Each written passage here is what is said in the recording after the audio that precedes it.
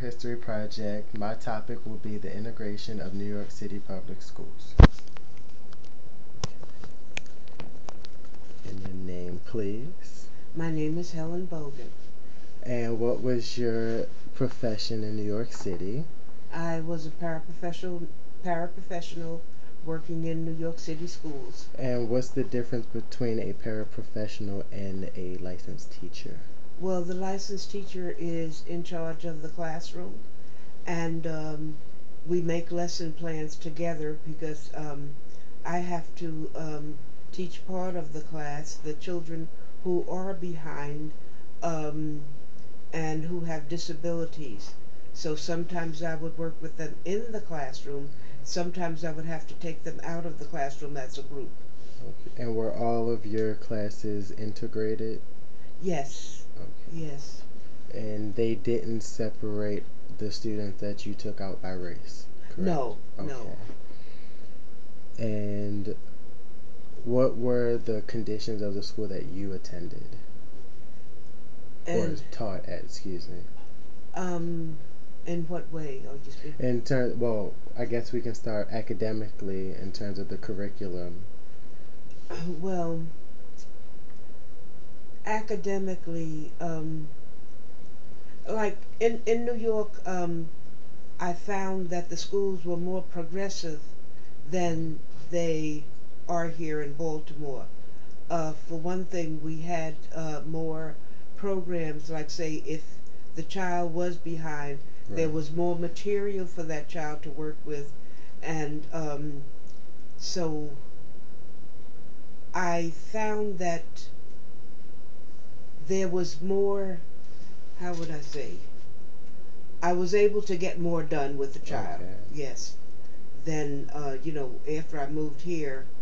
Um, it was kind of difficult because a Right. lot of times you didn't have the materials that you needed, and a lot of the people in the school were not dedicated, Right. and plus a lot of the children here are born in one neighborhood, they live in one neighborhood, so therefore they go to school in that neighborhood. So in that way, the schools are segregated. Right. Okay. And what were the conditions of the material that the children were exposed to Here or in New in New York? York? Excuse me. In New York, well, most of the time we had all the material that we needed Okay. because if I remember correctly, just about every year we got new materials and new programs. The only problem was getting acquainted with a new program. Okay. Yeah.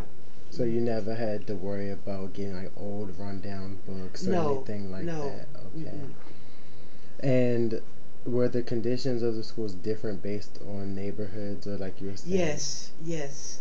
That I found that the same in New York. Mm-hmm. The conditions were different depending on the neighborhood the kids were in. So, as far as I'm concerned, that was another form of segregation Right. And because the kids who were in better neighborhoods got better quality. They got activities, mm-hmm. and in the inner city schools, we didn't have a lot of the activities that those children had. Right now, the children in the inner city, did they have the opportunity to go to a school outside of, I guess you would say, their zone? No, no. Okay. Now, was this a law or that's just how things were during That's that the time? way the Board of Education had set it up. Wow. Mm, Okay. So you had to stay within your zone, right. regardless of if you had the means to travel to another school. Mm-hmm. Okay. Mm-hmm. And was this for everyone? As far as I know, yes. Mm-hmm. Okay. And in 1961, in New Rochelle, New York, their school system was forced to desegregate by the ruling of a federal judge. Are you aware of any other places in New York that were forced to desegregate? No, Okay. because even as a child, Hmm. I went to integrated schools. Okay. So overall, you would say that the transition went well, although there was still some issues with race. Yeah, yeah. Um, to a degree, because I still feel like the children got left behind in in the in a lot of ways, because if they could have gone to better schools, Mhm. and some of the teachers just did what was on the curriculum. They never put anything extra into it, to Right. motivate the children. And I believe that in schools that were not in the inner city, there was more motivation and Right. more activities that they could have gotten into that would make them really want to come to school.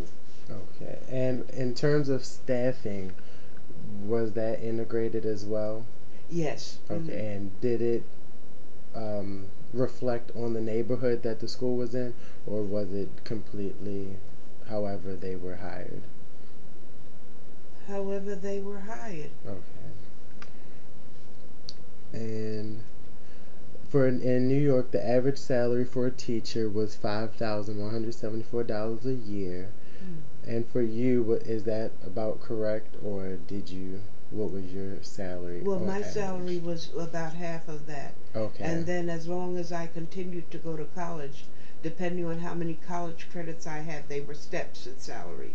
Okay, so it wasn't like today how you had to have a certain degree. You could have just some college, and that was more in terms of accreditation for your job. Yeah, but Okay. you had to, in a certain number of years, you Mhm. had to have your AA. Okay. That was mandatory. All right. Mm. Um.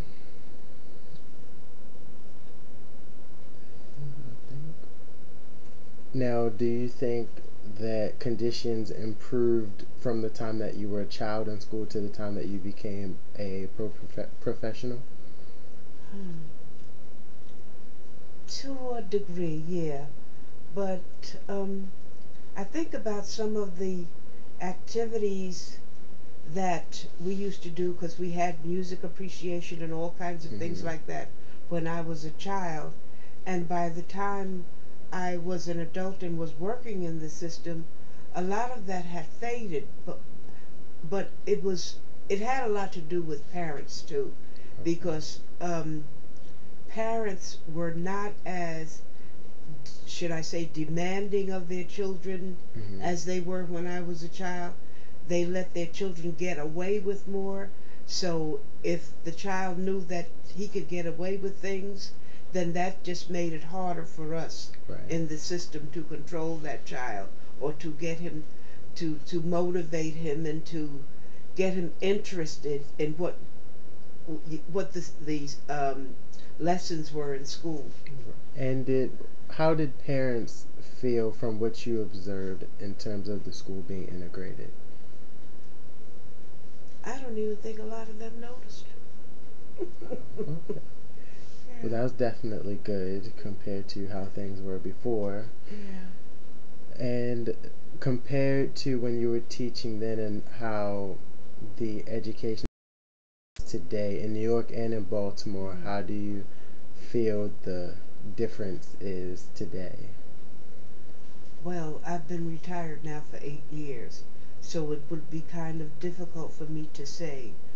Um, the only thing that I think about now, Christine, my granddaughter, she Mm-hmm. works in the school system now, and it seems as though things have deteriorated, because there's parent power to the point whereas a lot of times you can't really talk to the children or whatnot, Mm-hmm. because the parents want to know, what did you say to my child, or it's Right. your fault if the child doesn't learn, not putting any emphasis on that, what they have to do at home with that child, that Right. they have to sit down and work with that child at home.